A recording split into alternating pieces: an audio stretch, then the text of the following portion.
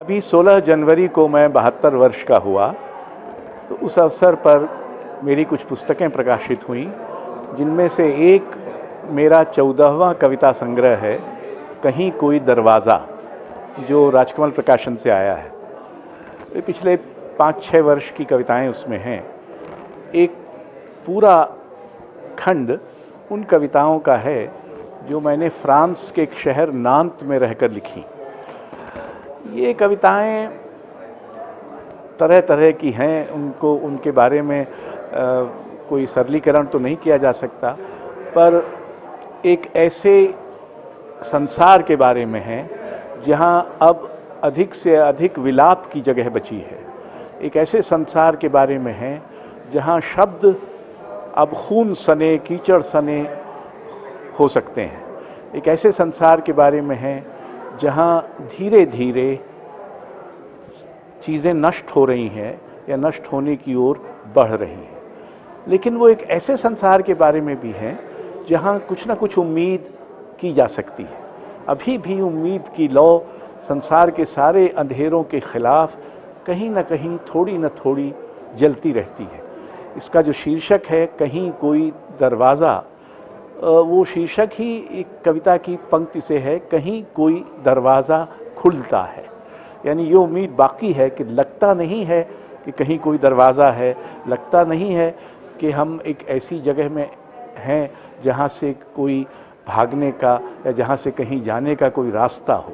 लेकिन कविता का एक काम उम्मीद को बनाए रखना है, कम से कम मेरी कविता का एक काम। और वो उम्मीद हम इस तरह से बताए हुए कि जो भी करिए कहीं ना कहीं कोई एक दरवाज़ा खुलता रहता है। मेरा ख्याल है वो फ्रांस से उसका सीधा संबंध नहीं है। ये तो जो दुनिया में हो रहा है उसमें फ्रांस भी शामिल है और हिंदुस्तान भी शामिल है और मेरी उम्र भी शामिल है, क्योंकि हम लोग अब धवलकेशी लोग हैं, तो इसलिए हो सकता है कि हमको लगता हो कि दुनिया तो बिल्कुल ही बिखर रही है। तो ये सारी दुनिया नहीं बिखर रही होगी, शायद हमारी दुनिया बिखर रही है। दुनिया जैसी हम जानते थे, दुनिया जैसी कि हमें उम्मीद थी कि वो बनी रहेगी, वो वैसी नहीं रही या वैसी नहीं रह पा रही है। तो ये पूरी दुनिया पर फैसला नहीं है, क्योंकि वो फैसला देने का मुझे हक भी क्या है। सिर्फ इसलिए कि मैं कवि हूँ मुझे ये हक तो नहीं मिल जाता कि मैं सारी दुनिया पर फैसला दूँ। लेकिन कई बार ऐसा लगता है जैसे चीज़ें हमारे हाथ से छूट रही हैं, जैसे जो कुछ हमने अभी तक जोड़ा बनाया था वो धीरे धीरे बिखर रहा है और इससे रास्ता नज़र नहीं आता। तो एक दृष्टि से कविता स्वयं एक दरवाज़ा है जो शायद खुलता है, कम से कम मेरे लिए खुलता है। वो दूसरों के लिए खुलेगा कि नहीं खुलेगा ये मैं नहीं जानता। मैं उम्मीद भर कर सकता हूँ कि शायद ऐसी कविता से कहीं कोई दरवाज़ा खुलता है। वो दोनों है, उसमें थोड़ा थोड़ा नॉस्टैल्जिया भी है, थोड़ा थोड़ा विलाप भी है, थोड़ा अपनी मूर्खताओं पर हंसना भी है, और थोड़ा ये कि दुनिया तो ऐसी ही रही है।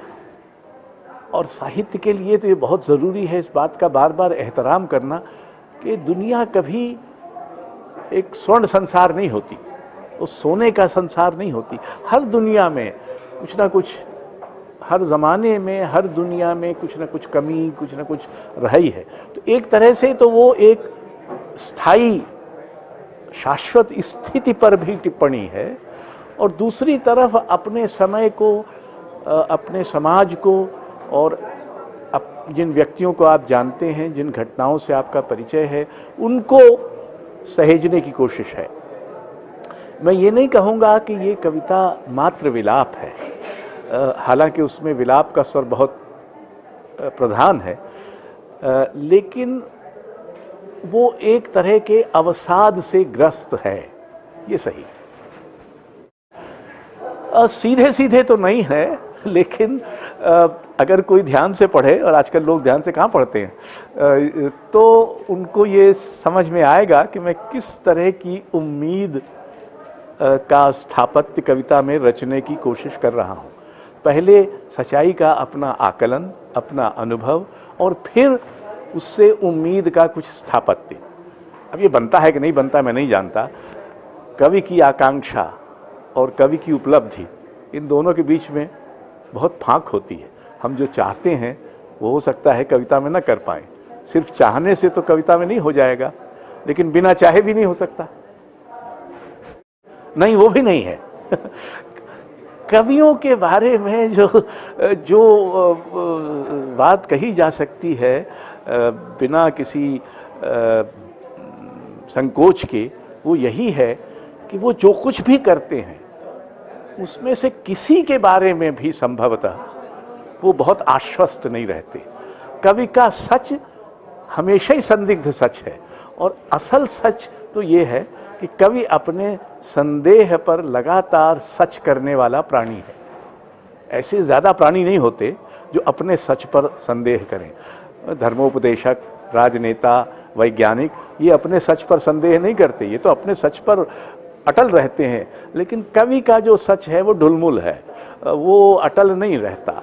वो तो आपके सामने अपने को वेद्य बनाता है कि हो सकता है ये सच हो सकता है न हो।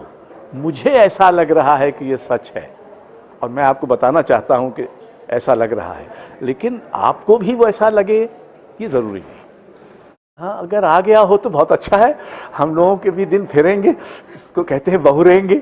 लेकिन ऐसा मुझे लगता नहीं है, क्योंकि अगर आप देखें संसार में तमाम भाषाओं में इस समय मोटे मोटे उपन्यास लिखे जा रहे हैं और उनमें से बहुत ज़्यादा लोकप्रिय भी हैं, लेकिन कविता की एक जगह बनी हुई। देखिए, जब 9/11 का ध्वंस हुआ था तो तमाम लोगों ने इस बात की रिपोर्ट दी थी कि न्यूयॉर्क के तमाम परिवारों में आपस में मिल के एक तरह की आपसदारी बनाने की जो चेष्टा थी वो अक्सर कविता के माध्यम से संभव हुई। तमाम परिवार के लोग मिलते थे, एक दूसरे को दिलासा देने की कोशिश कविता के माध्यम से करते थे। तो ये भी कई बार कविता का उपयोग है जो हो सकता है। कविता हमेशा उन लोगों के काम आती है जो अपने अकेलेपन से घबराते नहीं, लेकिन वो उनके काम भी आती है कभी कभी जो दूसरों के साथ मिलकर कुछ करने की कोशिश करते हैं।